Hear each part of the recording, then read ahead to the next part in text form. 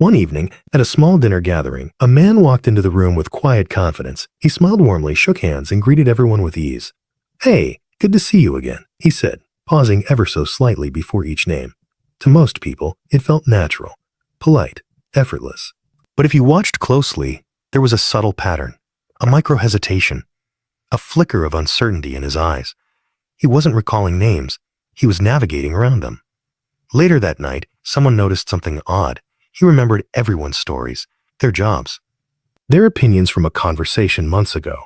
He even remembered what someone had said about their childhood, but he didn't remember their names, and he wasn't alone. There are people who can recall the smallest emotional details about others, yet consistently forget the simplest identifier, a name environment. At first glance, this seems contradictory. How can someone remember who you are, but not what you're called? We often assume that forgetting names is a sign of carelessness, or worse, indifference. If it mattered, you would remember. That's the common belief. But psychology suggests something far more complex and slightly uncomfortable, because forgetting names isn't always about memory. Sometimes it's about attention, and sometimes it's about how we perceive people in the first place. Here's the uncomfortable truth. When you first meet someone, your brain is not designed to prioritize their name. It's designed to assess their relevance. In those first few seconds, your mind is silently asking questions. Is this person important to me? Are they a threat? Are they useful? Will I see them again? And while all of this is happening, the name, the one piece of information we think is central, is often processed as background noise. Psychologists call this shallow encoding. When information is not emotionally or cognitively prioritized, it doesn't get deeply stored in memory. So, even if you hear the name clearly, your brain may not fully register it.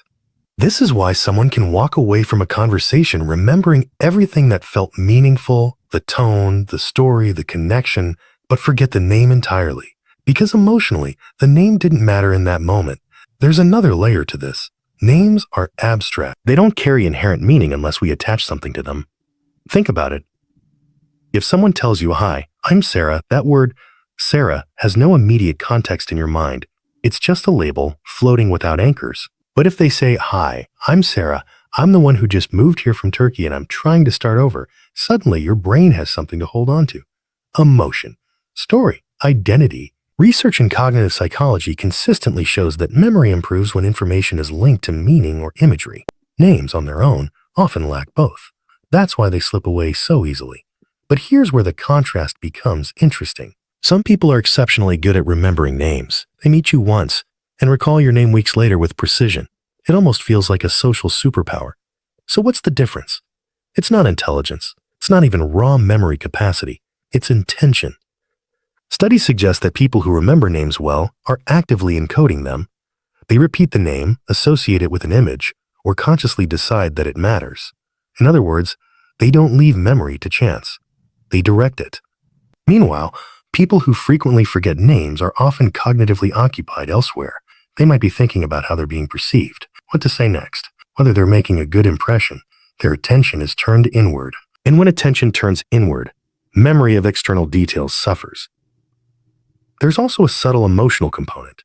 For some individuals, forgetting names is tied to social anxiety. When you're slightly anxious in social situations, your brain shifts into a monitoring mode. Instead of absorbing information, it starts evaluating performance. Am I speaking well? Do I sound confident? Did I say something wrong? This internal dialogue consumes cognitive bandwidth. And names, being low-priority data, are the first thing to disappear. Ironically, the more someone wants to make a good impression, the more likely they are to forget the one thing that seems to matter most. A study published in the Journal of Experimental Psychology found that people are significantly more likely to forget proper nouns, like names, than other types of words, even when they are equally familiar. This phenomenon is known as the baker-baker paradox. If someone tells you, "This man is a baker," you're more likely to remember it than if they say, "This man's name is Baker," because a baker as a profession carries meaning, imagery, and associations. But a baker as a name does not. It's processed differently in the brain, which means forgetting names is not a failure of memory. It's a reflection of how memory works. But beyond the science, there's a deeper philosophical layer to this. Names are how society organizes identity. They are the first thing we offer, and often the first thing we expect others to remember. But psychologically, humans don't connect through names. They connect through meaning, through emotion, through shared experience. You don't remember someone because their name was John. You remember them because they made you feel something. Calm, understood, challenged, seen. In that sense, forgetting a name doesn't necessarily mean forgetting a person. It might simply mean that your brain prioritized who they are over what they're called. However, in a social world, this distinction doesn't always translate well. Forgetting someone's name can be perceived as disrespect. It can create distance. It subtly signals you were not important enough to remember, even if that wasn't the intention. This is where psychology collides with social expectation. Because while the brain operates on efficiency, society operates on symbolism, and names are symbolic. They represent acknowledgement, recognition, value. So when someone forgets your name, it doesn't just feel like a memory lapse. It feels like a relational one. Over time, this can shape how people are perceived. Someone who frequently forgets names might be labeled as careless, detached, or uninterested, even if, internally, they are deeply attentive to people in other ways. They might remember your struggles, your preferences, your stories, but still hesitate when saying your name.